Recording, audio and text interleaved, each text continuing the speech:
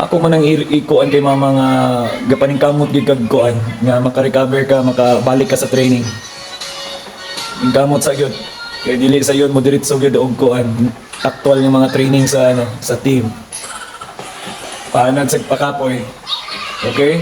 Gusto mag-volleyball player, so maningkamot. Okay, Ruth? Good? Good? Nice one. Maningkamot gyud ate Ruth. 1 hour training ganda permente dire every day. 1 hour training straight gina siya. Walay putol ng 1 hour. Strengthening, conditioning, and then speed. Para maka-join na gyud balik sa training kay nakalitan ako ang baby Ruth. Start. 1 2 sige 3 good sige 4 5 6 7 8 9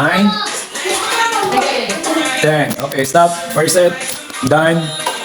Ang isa dito galuto gigutom ang injured kay tungod na isamad. Tumayon ko lateral down yun na siya ha. Down. Bend ba. Sige ka na. Okay, ready. Start. Step. Goal.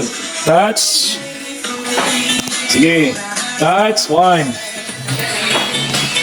Okay, good. 1. Look out. 2. Down. Okay, good. 3. Wala pa. Dito pang 4. Touch. Bend, good, bend. Ayaw pag... 2-0. Okay, 5.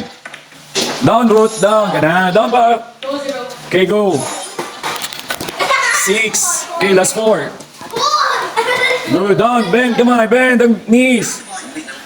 7. Last 3. Down. 8. Last 2. 9. Last 1. Para sa first set na to, go. Nice one, Ruth. Workout lang. Para makapit na sa training, balik. Okay.